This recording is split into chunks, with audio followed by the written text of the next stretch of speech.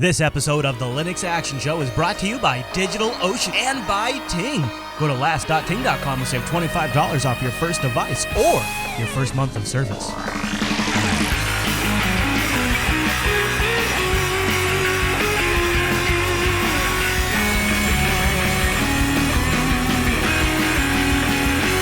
Hi everyone, and welcome to Linux Action Show, episode 344. My name is Chris, and we have something kind of special for you this week. We're off, but it's the first time ever for the big show. We're going to do a best of. We got a bunch of submissions from the audience, and thanks to your submissions and the power of Rikai's beard, we have some of your favorite moments spliced together, and I'll be joining you from time to time to share a moment and potentially a drink. So as we get ready to look back at 2014 of the Linux Action Show, pour yourself a drink. I'll be doing that as we go, watching these clips with you and returning from time to time to share a moment with you. And I think it would only be appropriate if we began the best of with a look at some of our favorite runs Linux. James Mason, as well as some others from our community, noticed that the crew of Despicable Me 2, the recent kids movie, runs Linux. He has a snapshot right here. So awesome. The production crew using Blender to design some of the characters for Despicable Me 2. Now, Martin, one of the main developers of the Kwin project, or the main developer of the Kwin project, he also spotted a separate shot, and he also noticed that, hey, this is OpenSUSE. You can see, if you look really carefully, the lizard down there in the corner. You can see the KDE Plasma taskbar down here. So he says, I was just watching the extras on Despicable Me 2, the Blu-ray, and he says you can see the Gecko logo and the Plasma logo. As is tradition, our first pick is our Runs Linux picks, and the Hollywood animation film, Wedded Digital, runs Linux. This came in from Rolf. He sent this in to us. He says, hey, Chris and Matt, check out this video of the making of the animation sequence for the second Hobbit film.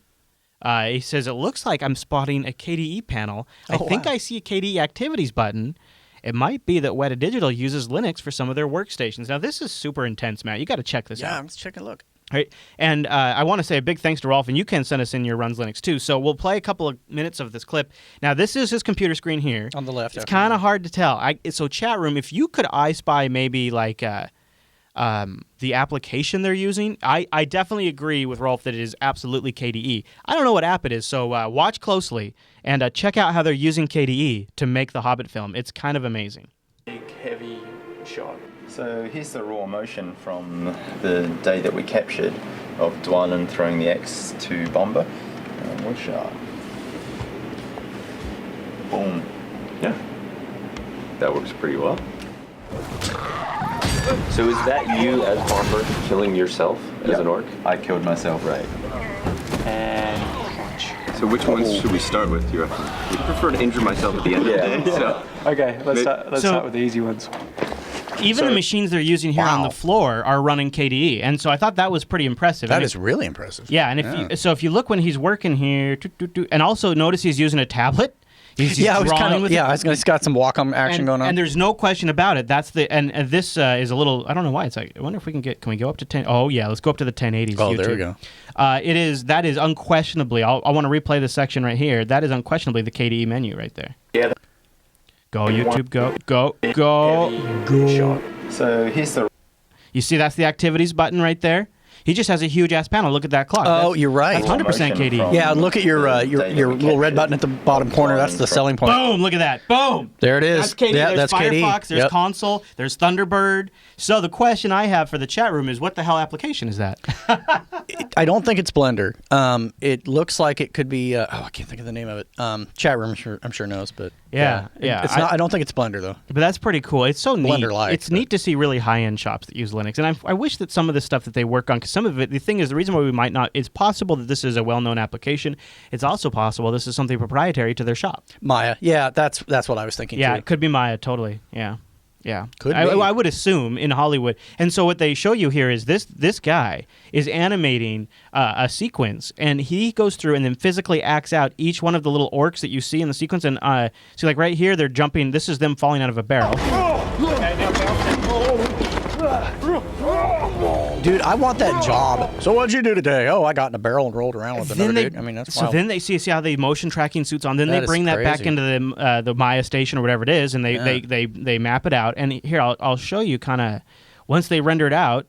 And even that right there is KDE. Even Yes, there on set where they're shooting all of this, they're running Linux both back in the production shop, That's right. in the editing booth, and on stage. Hopefully this doesn't get us pulled off YouTube to play. In fact, you know what? I'll mute it to give us our shot. Yeah, that would be. So those of you who are not watching the video version, what we're seeing right now is the Hobbit 2, and this is the sequence. And each one of these little guys, they individually animated, brought back into that Linux box, and then composited it all into this one sequence. That's it. All these little guys that are flying around were them. That makes sense. You know, and it's interesting. Chat room points out it's probably Red Hat or SUSE, and I think Red Hat's probably it. I would be my guess. Maybe. Yeah. Who knows? It's hard to Who say. knows? And our Runs Linux pick this week is Disney's Frozen, Oh yeah. which apparently is just blowing up. I We haven't watched seen it yet. yesterday. Did you? Yeah. What'd you think? It was surprising. I mean, as soon as you get into musicals, that you start losing me. I start tuning out. Yeah. It actually was. It was really good. It was a very cute Yeah, movie. my kids and wife love it. I haven't Yeah. seen it yet myself. Oh, we but, liked it, yeah. So Disney totally knows how to promote these days. They Yes. brought down a fleet of mom and dad bloggers. Oh, And wow. we're showing them how they made the movie, how they put it together, talking about it a little bit. And Geek Dad over at geekdad.com got a picture of the UI. Oh, and my God. if we use our CSI like super zoom here, Our non-pixelation camera. Here we go. you can see a little Red Hat logo up there in the corner, and you see yeah. the like, it looks like this. Honestly, looks like GNOME 2 because you've got the system. Oh, you tray. got monitors there. Don't you? Yep. And this isn't the only image that betrays a little Red Hat goodness. See, there's another one right there. You can see the Red Hat menu a little more clear in this one. That's how they did Olaf. Okay. Yeah, and they've got Chrome installed in there. They've got Tomboy or G-Notes and Firefox. And yeah, this is them putting it together. This is the interface. They're custom out That the is thing. really cool. Yeah. So it's a big movie, and we've talked before about a lot of animation shops using Linux, but we're so stuck in that prosumer area where these tools aren't available for us. But at the high end level, these guys have custom rigs with these touch screens, and it's pretty neat when something that's just everybody's enjoying these days. You don't even realize that it was conceived on Linux. Wish we got a taste of that. I'll tell you. And this time we're gonna do a little troubleshooting. Okay.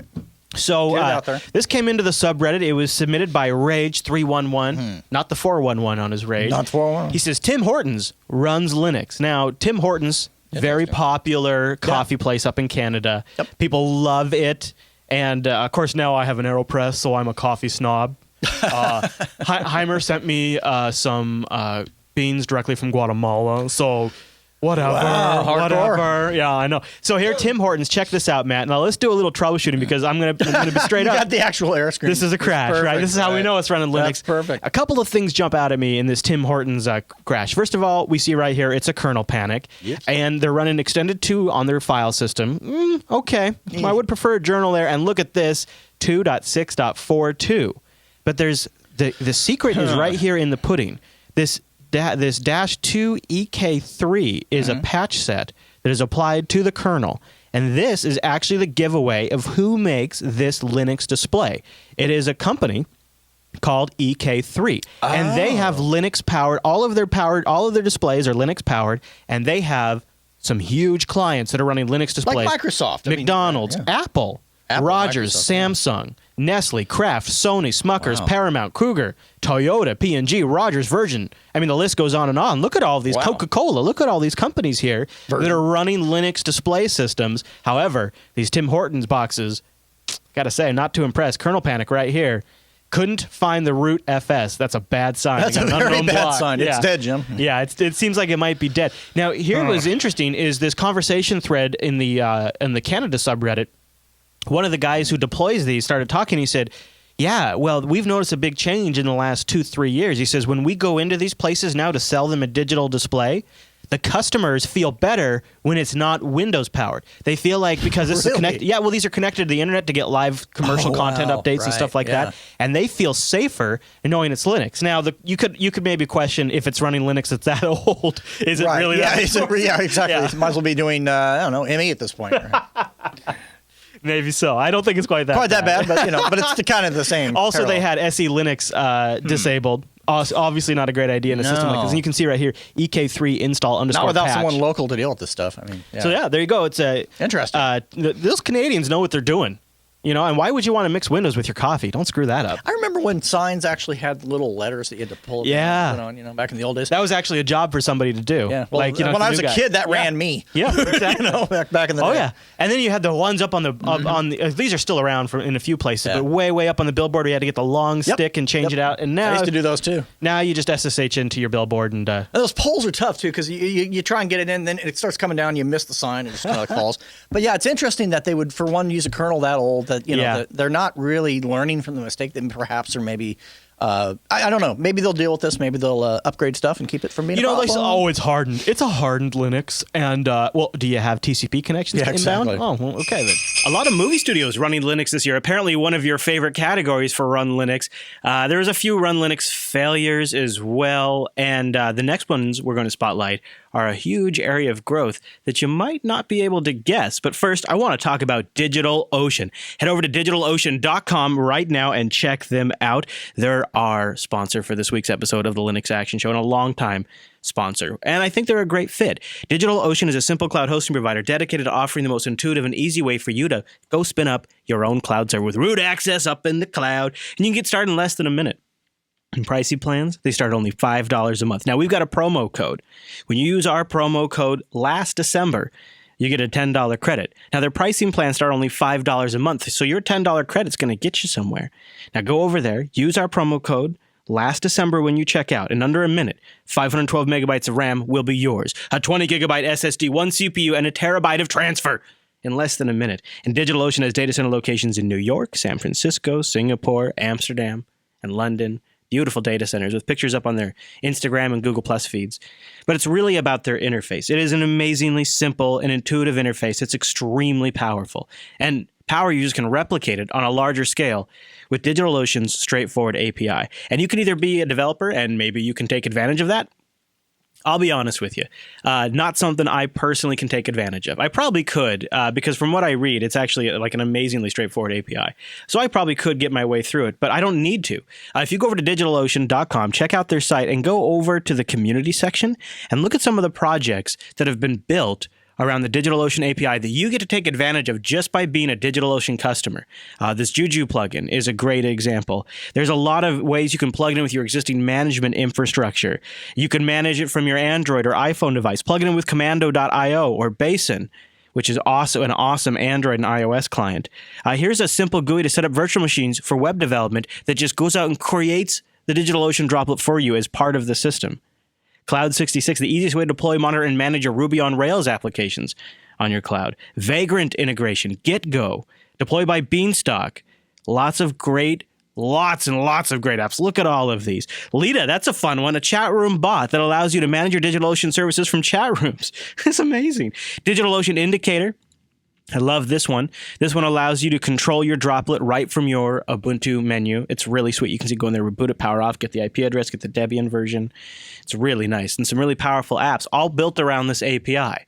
So that's just a bonus that you get by being a DigitalOcean customer. Remember, we're talking $5 a month. And when you use the promo code last December, you can try it out for 2 months for free. And also DigitalOcean has Class 1 tutorials, really top notch, really good stuff because they're willing to pay for it. In fact, up to $200 for a DigitalOcean tutorial. It's a range, really. I mean, it's from $100 to $200. They have editors that will work with you. It depends on the content. But what that means is DigitalOcean is investing in that. That's why they're hiring to expand that position. And they want to make sure that you know this is an area that's very important to them. So once you get started, it's not just about the efficiency and the cost, but also now taking advantage of that droplet. DigitalOcean.com. Go find out why I've got 3 droplets, and I'm thinking about doing another one. DigitalOcean.com last December when you check out. And a really big thank you to DigitalOcean for sponsoring the Linux Action Show. You guys have been awesome supporters through all of 2014. All right, next up is one of my favorite categories of Runs Linux, and this was one of the best of all of them, Linux in an awesome race car. But you got to watch really, really carefully. See if you can catch it, okay? Are you ready?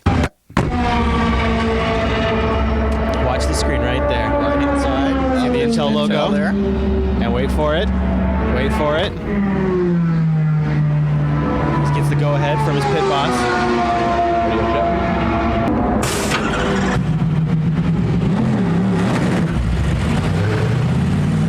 See those arrows? Yeah. Yeah. So this is a Linux computer. It's based on a Core i5 processor, Intel, Linux, and a few other bits of technology in there.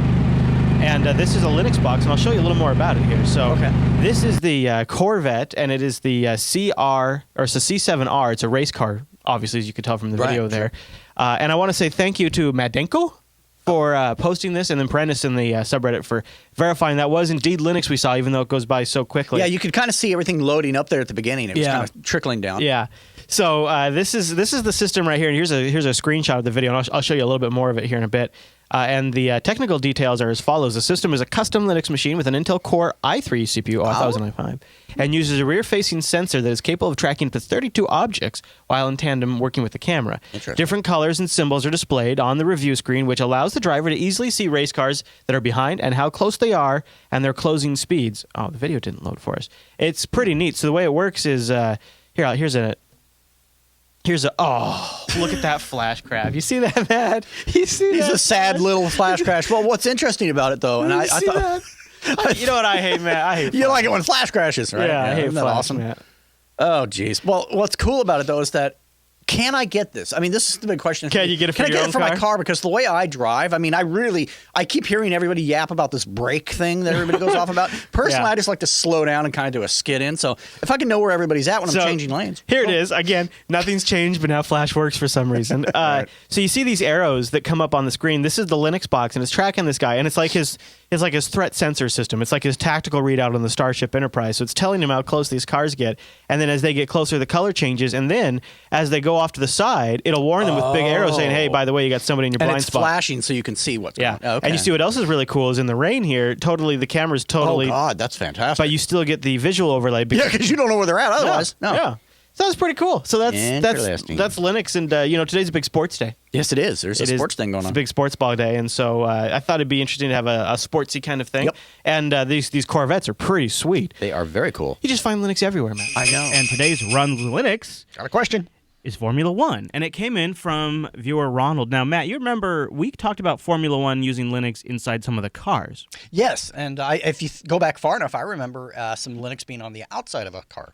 So we have here, viewer Ronald sends in, he says, I don't know how popular F1 is in the U.S. Not super popular. No. That's a key, right? Yeah, no, it's actually an awesome race that it looks really awesome. Yeah. Anyways, he was watching the Japanese Grand Prix and he noticed that the weatherman was using a Unity desktop displaying the forecast of the race. He's guessing it was 12:04. He says, love the show. Now, here's what's awesome about This Runs Linux. We had our global network of coverage of the Linux Action Show audience members. So some folks sent in the fact that they saw this. Right. Other folks actually submitted a video of it in action. So we've got it right here. If you watch closely, this might get us pulled off YouTube, but it's on YouTube. Yeah, so if low it does, sound, that's quick ridiculous. shot. Yeah. So here, I just want you to see it. The problem is the duration might be too long, but it's totes worth it. Screw YouTube if we get pulled off. All right. He is down with the FIA. Okay, watch closely. Andy Swan, great name. Let's hear what he's got to say. Well, of course, since we got to Suzuka, all talk has been about the Typhoon, the now super Kenna, Typhoon. you see our laptop Andy, there? what can you tell us? Well, the Typhoon Okay, now watch as they zoom in on the laptop here. Okay. There'll be no question On the about left. it. Okay. This is the Formula F1 whatever guy that does the weather. What matters is right there. There's some Unity. Boom, totes Unity. I agree. I think it's 1204 because you'll notice no Amazon search, but all the other default icons are in the dock, and it's the old Software Center icon. But look at that right there. So apparently the F1 folks using Linux at the diagnostic area for the cars when they're working on the cars, they're using Linux inside the cars. Looks like 11.0. Yeah. And now they're using it even for checking the weather. That's cool. Nice. These are my favorite runs Linux too, where you just see you just notice, hey, that's Unity, it just sort of out in the wild. Right. You just kind of catch that and you're like, oh. That's totally. Yeah, So that's nice. thanks to everyone who sent this in, particularly Ronald, who sent in an email on the 5th about it. Another big thing that happened just for the show, and it was funny because it came about as like me being a bit of a jackass. And I was like, "Oh, Arch users, you need PPAs. I could never switch, and I could never switch to Arch because I got to have all of the software. I got to have Steam compatibility. Remember that? Oh, yeah, and I was feeling the same way. I just thought it was overcomplicated nonsense. It was stupid, blah, blah, blah. This is one of the things, too, where like it's so awesome that we do this show live because the chat room totally kicked our ass after that segment. Oh, I mean, God, it literally just, I felt spanked. My little bottom was red. Yeah, the chat room had at us, and it really kind of made us reconsider it. Yep. So after that episode, we announced the Arch Challenge, and we switched to Arch for a week, did some daily episodes, and then concluded it all with the Arch Action Show. We rebranded the show, redid all of the bumps, all of the intros, all the music, and we had the Arch Action Show, which is sort of our big, okay, we were wrong. We admit it. And we owned it, though. I mean, we ate our own dog food, and we owned it. And now we're both still on Arch. Yeah. 6 months later. That's right. It's been 6 months ago that this happened. Doesn't seem that long ago. No, and what's interesting is when you watch some of the 2013 predictions we made, I was still an Ubuntu user, and I can colored your views. I can look at it now. I can see I was starting to see the cracks in the foundation, but I hadn't yet made the mental leap. In my opinion, in order for back then, the way I looked at it, I think, is in order for desktop Linux to be successful, Ubuntu had to be successful. Right. We couldn't comprehend something else being that thing. Yeah. And man, the Arch Challenge didn't show me something I didn't already know, but made me see it again, right? And that was really important. I think it was one of the biggest things to happen to me for the whole year, and I'm really glad that happened. All right, this is the story that everybody's talking about this weekend. Is blowing up on every website that talks about Linux stuff. It is now officially possible, as of episode 325, Sunday, August 10th, 2014, possible to play Netflix natively under Linux with no plugins. OMG. I mean, it's about friggin' time. Now, myself, I think I watched Netflix on a computer once. I just never really got into it, but because I do it on little set-top boxes. But I think it's cool that I have the option of doing so. If I'm in my office and I'm thinking, oh my God, I don't want to do this, I could watch this instead. Matt, to celebrate here at the Linux Action Show, we've actually set up the HTML5 camera right there, so you can see we're now rocking the Bonobo. Nice. I've adorned the HTML5 official logo. Now, this is possible thanks to them adopting DRM support in HTML5 for all you HTML5 lovers out there. So we are now officially rocking HTML. We'll check in with the sticker from time to time. There it is. So there's a few caveats to make this work under Linux. You ready for the butts? There's some butts, but they're not horrible. Not unmanageable. You got to have the current dev build of Chrome. As of this recording, it's version 38. So are we talking like a beta repo? Yeah, big time. Okay. Not even like beta, but like the one step beyond that. Dev. Oh, the unstable or whatever they call it. Yeah. Okay. And so you get that, and then the other caveat is you have to get, and this is all linked in the show notes, a user agent switching extension. And there's only like 50 of those, so yeah. Right, but we got a good one linked in the show notes. Yeah. In fact, if I go down, one of our audience members was really awesome about. He hooked us all up in the subreddit with all the info. So there's a thread about that, but I've linked directly to the user agent switcher. Then you have to go paste a user agent string into the switcher program. Yeah, of course. Then you set that user agent switcher program to automatically engage whenever you go to netflix.com. Yeah. So you got 3 steps. You got to get the version 38 of Chrome somehow. You have to get this user agent switcher, and you have to put the right user agent string in there. That's a simple copy and paste. Then you have to turn it on when you're on Netflix. Here's the rub for Arch users who've discovered, Chrome, not so much. At least as far as you want to install it. Last time I tried to install Chrome, that wasn't going to happen. So you got to get the right one. So what about like Chromium? Chromium's a no-go? I wonder because I don't know, because last time I tried Chrome and Arch, something in Chrome blew itself up. So I went Chrome because I have Chromium for my. So you got it working again. Chromium stable for my main browser, and then I installed Chrome unstable from the Arch user repo. So here is. So you did okay. This is Netflix. You can see up in the corner. I have the extension right now, so I have it. Oh, that's the one I use. Yeah. Yeah, it works, right? It's real nice. It's one of the better ones because it not only works reliably, but it's actually fairly straightforward to paste stuff in and get done. So I could pick. I should be able to pick any of these. We'll do Clone Wars here, for example. So you can see it starts up. Oh my God, how much faster that is than the Wine. And when can you right click? No right click. But that's okay. On the old one in Wine, if you right click, it does horrible things. Oh yeah. That's because it's probably using Silverlight. It was using a Silverlight wrapper, and it was just all messy. Yeah. So we could. So we should be able. Yeah. Anything in here. Wow. So here's Voyager. He's gone. He's gone. He's directing us to a system 2.3 light years from here. And you can see how, I mean, it is literally, it is trouble-free. Wow. Right? Wow. I mean... that's actually going to happen when I get home. Yeah, it's so... Stop asking questions, old man, and we'll slip you an extra $5,000 that your crew doesn't need to know about. I love Futurama. God, I love that show. So there it is. Linux, no plugins, natively working in Chrome. You can all thank HTML5 getting support for DRM for it. I hope you're happy. Now you can all go watch your commercial content. That's right. And then all the the free software advocates that are frothing at the mouth right now. Sorry guys, but we like our TV. I don't tell you. So yeah, it was either that or piracy and jail time. So I mean, we're gonna probably go with the Netflix. So no more faking Silverlight if you're a Netflix user. That's nice. I'm okay with that. I don't know. I'm just so it first broke by Nathan Van Camp on Google Plus. He has the steps up there. We also have a link there. This is the user agent string. You just copy and paste that and put that in there right there. That's it. And it's really simple. I mean, it works as long. The key is you got to get that right version of Chrome. That's really that's the big thing. See, and here I'll pull it up on the screen. So like Ubuntu users, I would, if I'm not mistaken, you have stable, unstable testing or testing unstable. I don't remember which is what, but just keep playing around until you get to that number right there. So for those of you who are having problems with this, I'm using version 38 of Chrome, 64-bit. Yep. Which is pretty awesome. The 64-bit version. Well, Linux and Netflix are finally getting along. I think I've probably only watched Netflix on Linux a couple of times since our coverage. It's nice to have it there, but truthfully, I just outgrew Netflix. I found other ways to get my content, and plus I like to watch it on my TV. But however, it is very nice to have. And I know it's been huge for some of you out there, like Matt and many of our listeners that just don't want to even live without it now. But you know what I can't live without? My cell phone service provider. Seriously, Ting. Go over to last.ting.com. Last.ting.com will take $25 off your first device. If you have a Ting-compatible device, they're going to give you $25 credits. Now, why do you say, why can't I live without it? I could never go back.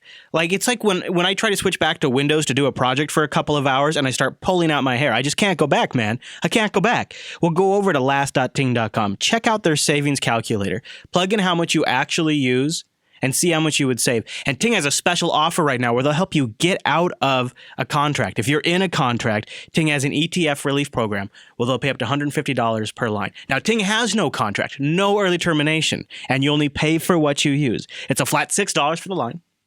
And then just your usage on top of that. Ting takes your minutes, your messages, and your megabytes. You get everything. Hotspot and tethering is just your data usage are in there. No hold customer service is part of the plan. The best dashboard in the industry to manage your cell phone, just part of the plan.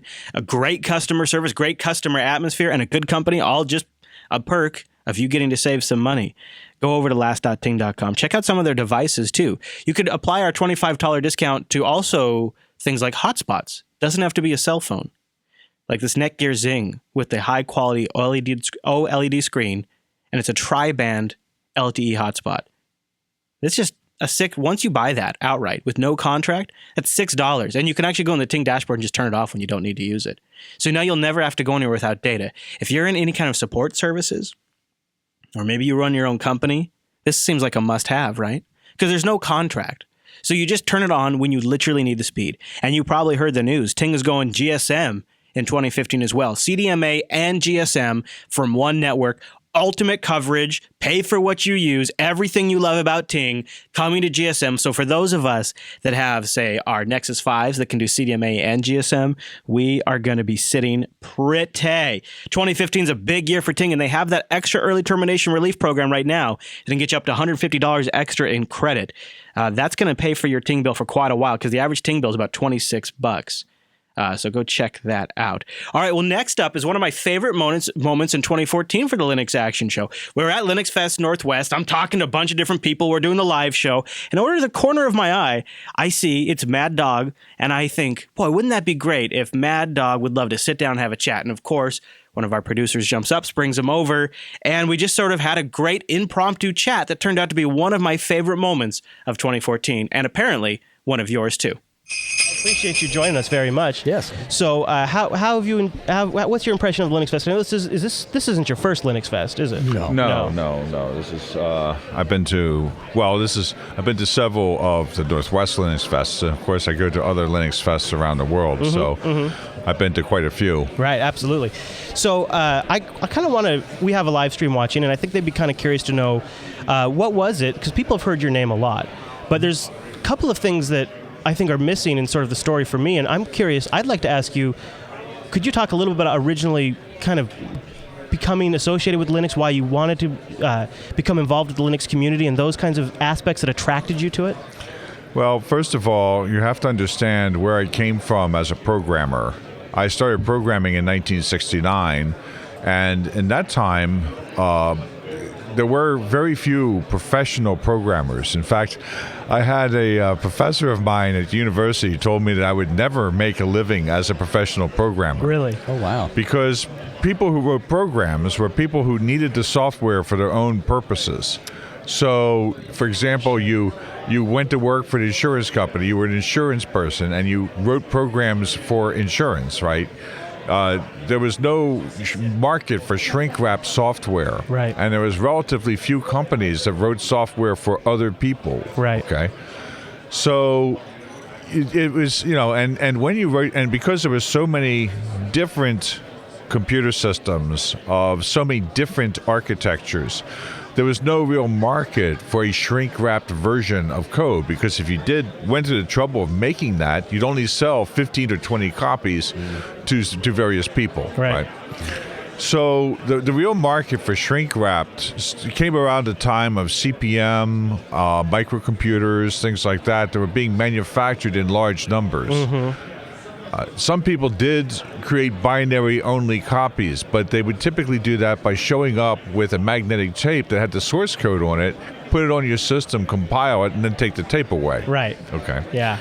So all through my life, I was used to having the source code. I either worked for a very large company that demanded the source code, would have the source code, and we even had the source code for the MVS operating system, and we had the source code for compilers and source code for databases, and we could change it as we needed it. Or I worked for a university where we basically wrote our own programs or had the students write them or things like that. Or I worked for a very large company, Digital Equipment Corporation, that made its own software. And so for you, it was very odd not to have the source. Exactly. Although I did run into people at Digital who had come into computers after I did, and they were kind of used to having binary-only software. And I had trouble explaining to them why people really needed the source code. Right.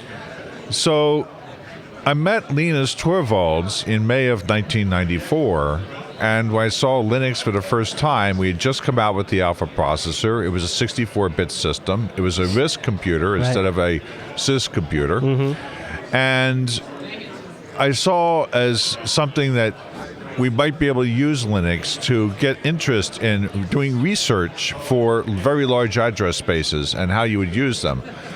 So if you're ever familiar with Don Knuth's Art of Computer Programming, volume number 3 is Searching and Sorting Techniques. I have about 4 different editions of Don's book as he rewrote it over the years. I'm sure. As the addresses kept getting larger, and the algorithm that was very useful in a 16-bit system was less useful for a 32-bit system, and really made no sense at all in a 64-bit system, and vice versa. Yeah.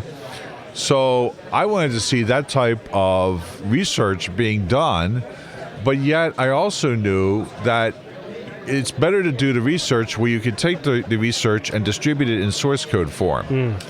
Because yes, you could write up your thing that you did, and then somebody else would duplicate your source code and try and get it right. But that was a lot of work, and it was easier just to say, well, here's the write-up I did. Oh, by the way, here's a sample source code I did. Right. You can stick that in, Yes. and you can see exactly what I did and why it works. Right. And you can tweak it. Right.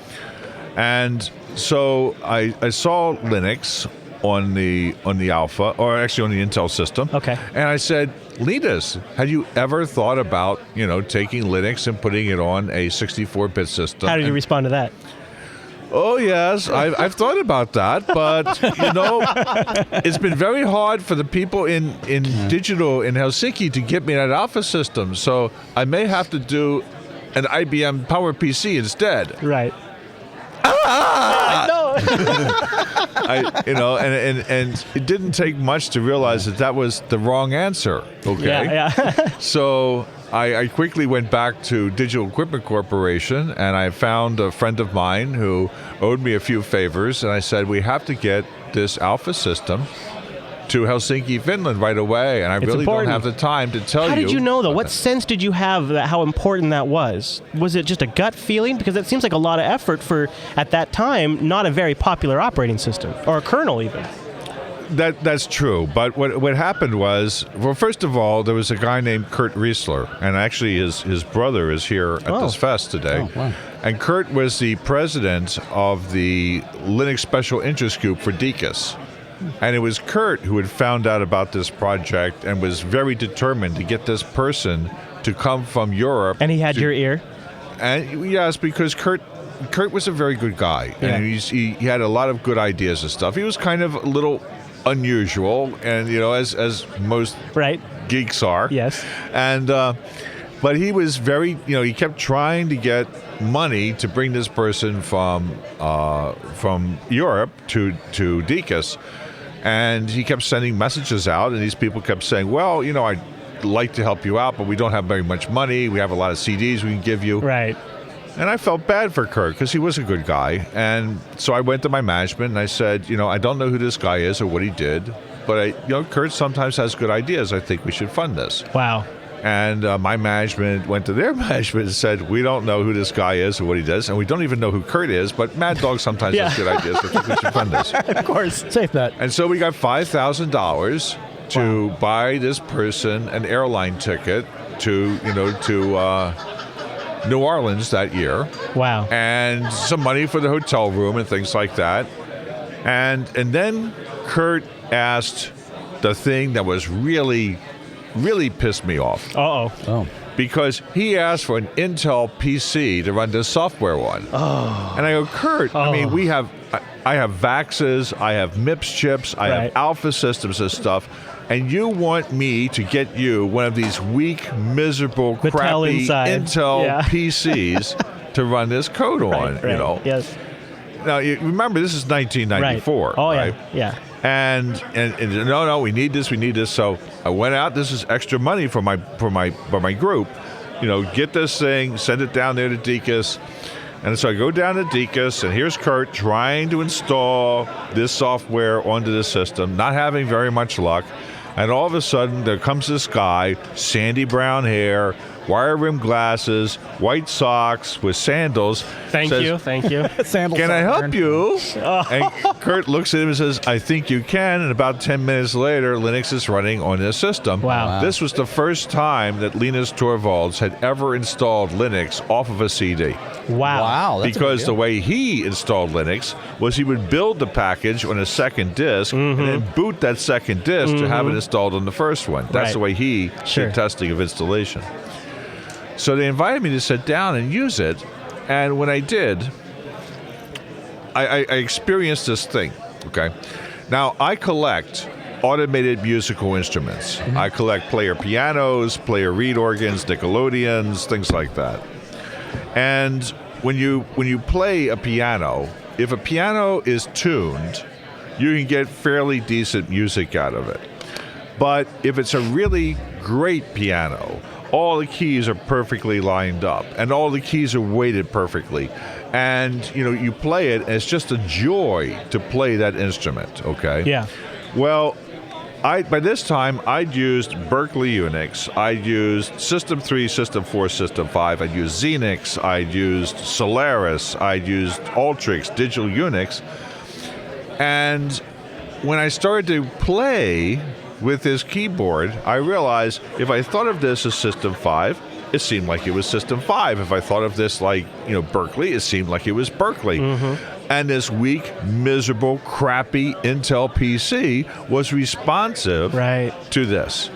And I said, this is pretty amazing. And it's, version 1.0 of the kernel. It was done by a university student, with a bunch of other people. And I listened to Linus's 2 talks he gave. Each talk attracted 40 people. Now, at that year, there were 19,000 people at DECUS. Oh, okay. His talk only attracted 40. It gives it some perspective. Whoa. In 1999, 5 years later, they had the first Linux World in Santa Clara. Yeah. 6,000 people were lined up waiting to hear Linus give his talk. Wow, that happens so fast when you look back in retrospect like that. How important do you think it is to sort of keep that early culture in our resident memory as a community? I think it's very important. And I think that, it's...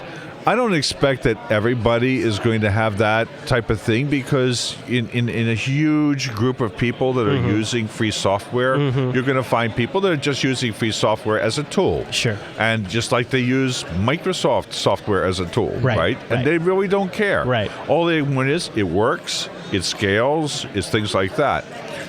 But I think it's very important that you have a core group of people who want to see it better. Right. Okay? Yeah.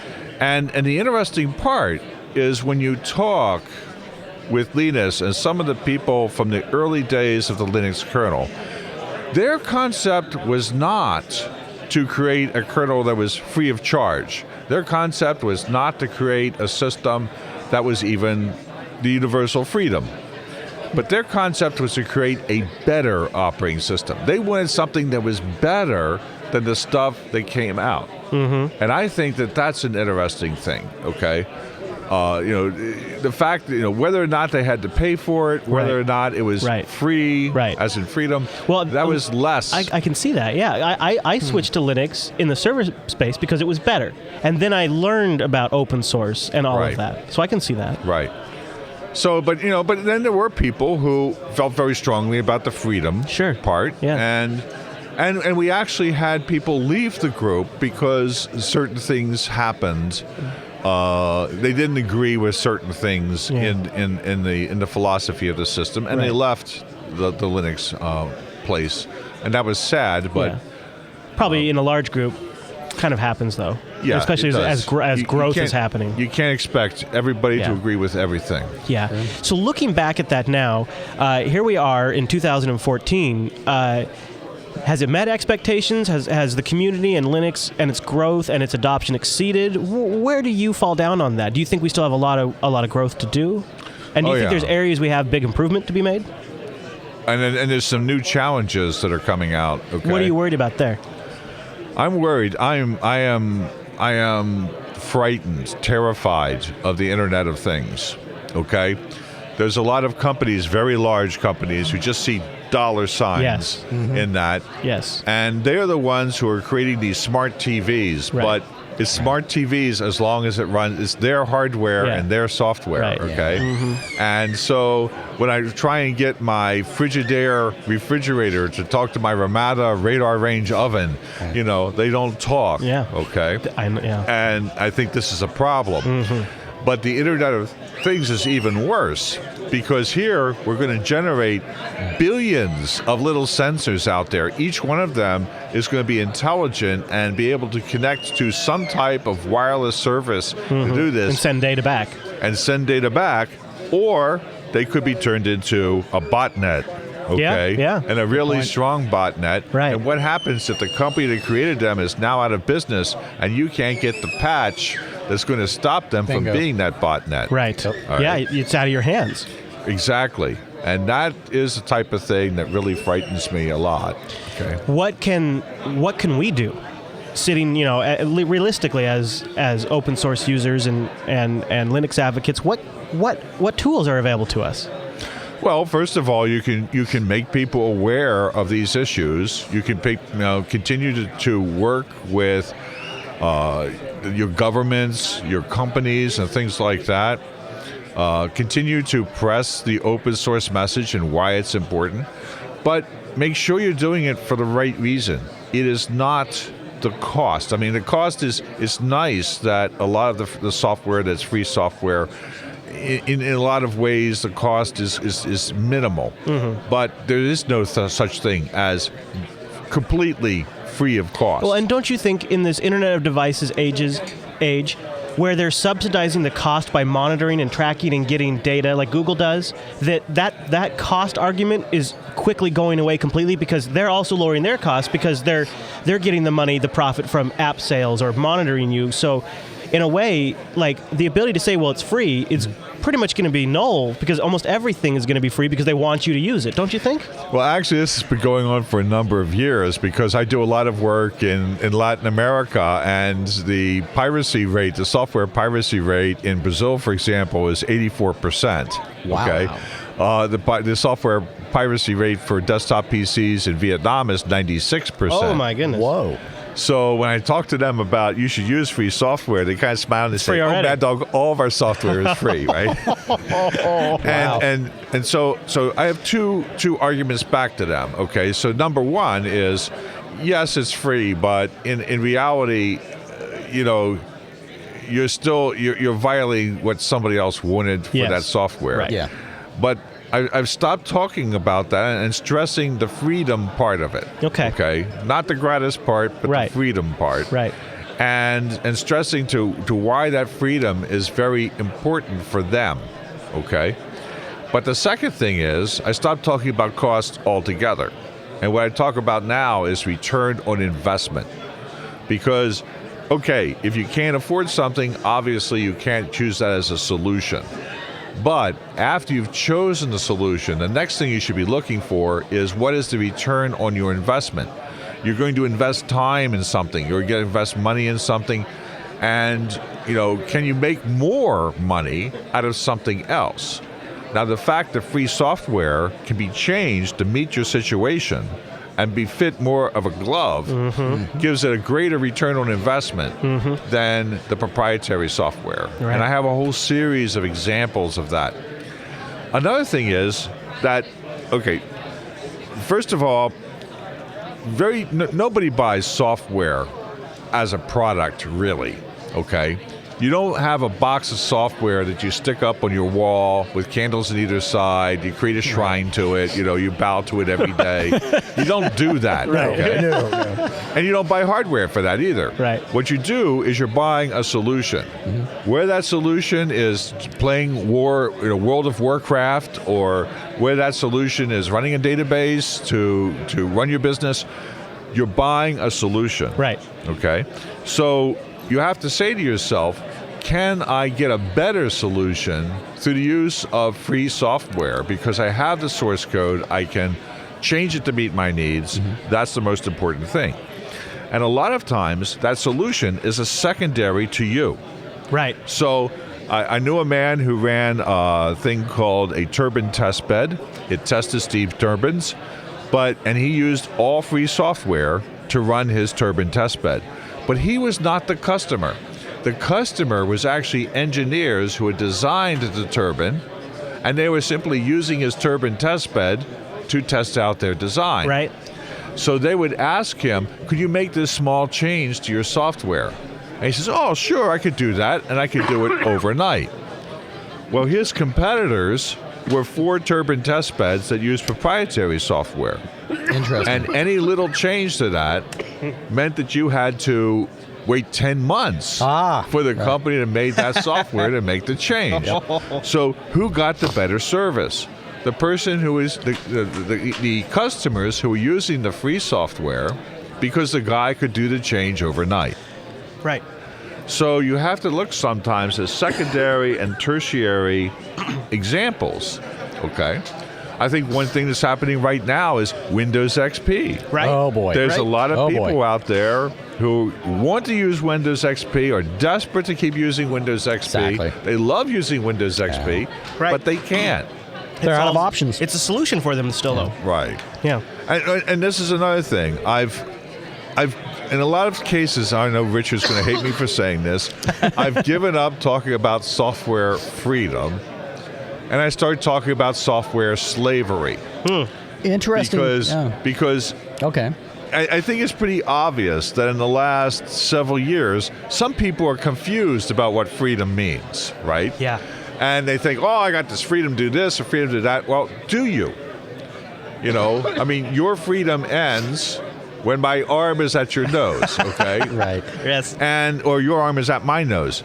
So I stopped talking about that and I started talking about slavery, because people have a better image of what a slave is. Right. In That their conjures mind. up some strong emotions. Well, it's not only strong emotions, but you've seen enough. So a slave is told where to go, what to do, who to marry, when to have children, They own nothing. Right. You know, it's all owned by the master. Sure. And that's what slavery is about. Makes sense. And when you're a software slave, you don't own the software. It's Right. owned by the master. You're told when to upgrade. You're told how many people could use it. What to You're told run what on. machines to go on Right. and stuff like that. Right. And you have no choice Right. as to what it is. So true. There's another thing. I don't talk to business people about the glory of being able to look at the source code, how stuff. I talk about control. Because business people want to have control. Right. That's what they want. They want Right. to have control over their business. They want to be able to know they can do something at a certain time. Especially if it's core to their business, right? Exactly. Okay. So I talk about control, not choice. Right. Choice terrifies business people unless it's their choice. Yeah. Okay. And they have control. Right. Yeah. Right. Exactly. So these are the ways I've changed my messages. Okay. Mm-hmm. And I've been doing this for several years now, fine tuning it as I go along. That makes a lot of sense. Well, thank you very much for stopping by and chatting with us. It was very good to get to chat with you. It's been years since I've seen you, so I really appreciate been awesome. it. Thank you very much for pleasure. coming on the show. And would you like a challenge coin? Would you like one of our show coins? Oh, sure. There you go, sir. And you can have a Thank sticker, you. too, if you like one. Oh, I was just looking at the stickers. We Sure, make them each year for Linux Fest, so Yeah. if you're here next year, make sure you grab another one. You get one for each year. Yeah, very nice. Thank you very much. Thank you very Thank much. you. Thanks We for coming on. appreciate I thought we'd play this first question. They asked, a little bit about his approach and about Flame Wars, and Linus had this to say. Go. Nice person. And my not argument, because it's not an argument, it's trying to be a defense, is that it takes all kinds. And I will say that you probably have to be ornery and kind of monomaniacal to do something for 23 years. Right? So that's my excuse. I'm not a pat on the back kind of person. When people do things that I think are stupid, I will let them know. And I actually enjoy it too. I'm sorry. I really like the nice people, but I really like a good flame fest. Sometimes I feel bad about it afterwards, but God, it's cathartic. Live streaming Linus's Q&A from the Portland Linux Users Group meeting was one of the big treats of 2014. And a little behind-the-scenes tidbit about that, we had Linus's stream coming in on multiple machines because we were rebroadcasting it. We'd gotten permission, and Linus and the plug gave us the thumbs up, which was awesome, but we didn't want that to go bad at all. So we had video coming in on one machine and audio coming in on another machine, and we could mix the two or independently record the two. So if there was an interruption, hopefully we could at least fall back to one of them.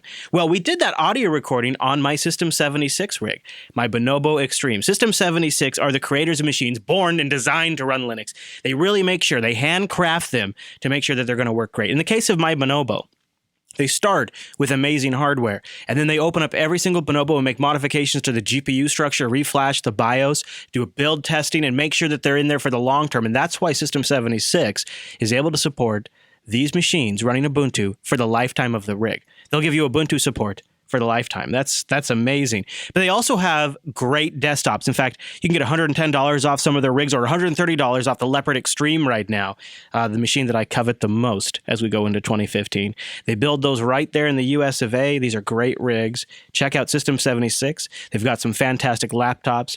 I'm a huge, huge lover of my Bonobo, but on the other end of that, they've got the 14-inch Galago Ultra Pro with the IPS 1080p display in 14 inches. I've used it. It's amazing. Speaking of Linux Fest, I had that rig over at Linux Fest, and it's really great. System76.com. Go over there and get yourself something nice. Tell them the Linux Action Show sent you, and stop fighting with your hardware. You get to go play with your Linux when you have one of these. Speaking of Ubuntu, we did something kind of new for the Ubuntu 14.10 review, the way we sort of busted it out and did a multi-take review on it. Well, one of your top voted moments from our Ubuntu 14.10 review was Noah's submission all the way from Grand Forks, North Dakota. And so Noah gives us his review of Ubuntu 14.10 with Unity. I had a chance to kick the tires on Ubuntu 14.10 with plain old stock Unity. Now, right off the bat, I want to say that I think Canonical still presents one of the most compelling, polished desktop operating systems available, and that's particularly true when we talk about Linux distros. To test, I used this Dell Latitude E6320 with 8GB of RAM, an Intel i7 Sandy Bridge processor, and a Samsung 850 Pro solid-state hard drive. With those specifications, I thought the operating system would fly. And while that wasn't my experience, I will admit that using a computer built in 2011 to test an operating system in 2014 carries the potential for some problems. After I dug in a little bit, I found that the default setting for the displaying of online search results was still set to on. Back in April, Canonical announced that the default setting would be off, but while I can understand why that change wasn't committed in 14.04 because it's an LTS, I thought we would have got around to it by 14.10. I was also disappointed that I installed the operating system just a couple of hours before I left on a business trip. I got onto the airplane with no Wi-Fi and found that I could not decrypt my 1 terabyte spinning disk because the crypt setup package isn't installed by default. That seemed particularly silly to me because I was prompted to encrypt my entire hard drive when I went through the installation. So the package was clearly available on the install media. I'm not sure why it doesn't install by default. It doesn't take up very much room. And in a post-Snowden world and in a world without TrueCrypt, it seems like that would be a good thing to have. Now, on the surface, not much has changed from 14.04. In fact, I will be sticking with 14.04 LTS because I like being on the LTS. I like the stability that comes with that. You get a newer version of the kernel, and there certainly are some changes, but you'd have to go over to the Blueprint site at Canonical to find what those changes are because none of them are readily apparent. I'm glad to see that Canonical still is committing improvements and changes to the desktop operating system despite being so heavily focused on mobile, but I would stick with Ubuntu 14.04 for the time being. It's a great operating system. Ubuntu still, like I said, shines as compared to other distros I've used. It may not be my personal choice, but it's definitely the first choice I recommend for all of my friends, all of my family, and all of my clients. You know, a really special holiday thank you to Noah for all his contributions to Linux Action Show over the years. Also, a special thank you to all of the producers, to Matt, and of course, all of you. 2014 was a great year for the Linux Action Show.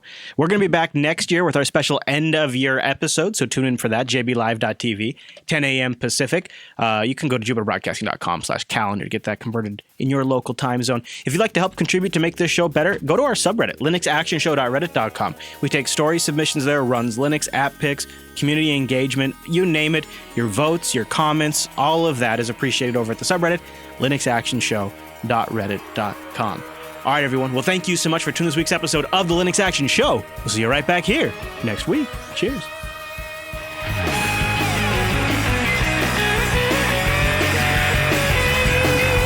Hey, Monkey Matt. Good morning to you. Good morning. All right. Should I tell folks about the big show today? What do you think? Yeah. Okay. Let's do it. So coming up, if you haven't guessed already, if you're maybe on the audio version, the Monkey Suit bet came due this week, and we are going to pay up. This is 1 year since the big mirror, I guess you might say at the time, debacle was announced, and things have changed a little bit. I was like, really? Really? That makes my ball sack itch. You shouldn't be doing that. I know. It was like one of these things where I'm like, come on now. You didn't have your ball sack itch, a scratcher? I don't prefer it when my ball sack itches at all. And so, okay. And it was submitted by Ick, go figure. To the Linux Action Show subreddit is Antegros Arch. I don't really blame him for submitting it. It's an interesting story. These things to me are like Linux user masturbation, right? This is, go in there and, look at the benchmarks and, then quibble over the fact that it's an Intel HD 4000 or blah, blah, blah, or whatever. Okay. But anyways, I'll tell you the direction I didn't like things going. Okay, fair enough. Now, community, come in. Now, Papa Bear's going to tell you something. Because I've been using Linux for a long time. Now, come here. All right, now listen. It's all the same stuff. Linux is Linux. It doesn't matter if it's Fedora. It don't matter if it's Ubuntu or Arch. They're just different snapshots of the same beast with little tiny tweaks. And it don't really matter. If you gave me a Fedora 20 box with Btrfs on an SSD, and then you gave me a Fedora 20 box with Extended 4 on an SSD, there would be a difference. If you compared that against an Arch box, there would be a difference. You see, guys, it's just silly to get all worked up, but nonetheless, Matt, almost 30 comments of people battling. Look how big these posts are. Look how much time these people spent writing about this. This is where you want the like the old autoplay wave files for like the Star Trek battle music between Spock and Kirk for this entire thread. I think that would be appropriate. I mean, it's fun to talk about this kind of stuff, but what I don't like is the whole, I knew it. I knew Arch was slow, or that's not a fair comparison, or then it gets into like comparing like default kernel configurations of one distro. It's come on, you guys. It's all the same thing. It's all Linux. And if you install Linux, you can tweak any distribution to run differently than any other distribution. Well, here's a fun way to look at it. You got a couple of speedboats, okay, and you're trying to smuggle Linux across the border, okay? So now, depending on how much you load onto that speedboat as to how quick it is. Here's an interesting point. Same thing with the Linux distro of your choice. The more crap that's bundled into it as far as like for starting up and whatnot, that can affect it. Sure. You can take anything and strip it down, like I did with this very Debian-based distro, and it was very speedy. And sometimes you can have your distros that do like the preloading, or they'll do something fancy, right? Maybe they'll put like a super souped up schedule in there or something, and those make minor differences. But again, I think what got me, Matt, is like people are like, oh, this proves this, or oh, this means that, and it's like, no, it just means nothing actually. Oh yeah, I can bloat the hell out of anything. If I want you could to. make anything, any distribution slow. You can make any distribution fast, and it's and if anything, you see, a rolling distribution is going to be a mixed bag, because it's going to be sometimes a kernel update's going to like make the video driver way better or something like that, and sometimes it's going to there's going to be regression. So there's improvements and there's regression. So like comparing a static distro to a rolling distro is almost not quite a one-to-one thing either, because a rolling release, depending on when you test it, will perhaps perform immensely better than a snapshot distribution, and sometimes it will perform woefully worse, like just horribly worse. So it's one of these things where it's like, okay, go read it and have fun, and Michael gotcha, yeah, Laravel got your clicks, but like, come on, let's simmer down. I like the discussions happening, but I feel like we didn't have to get so like at each other's throats over something that's obviously just sort of nerd masturbation. I think so. I think it's all about putting the baseball bats away and getting out of here and just sitting back and just chilling. Have the conversation without throwing stuff at each other like angry monkeys. That would be my suggestion. What would have been interesting too is to maybe have the conversation go in the direction of ultimate like performance tips, because we could then turn that into a show. It's like, hey, I'm running blah distro. Here's how I made it really fast. That's cool. And you that's see, guys, that's all we wanted to say. And with that, we'll just say, problem solved.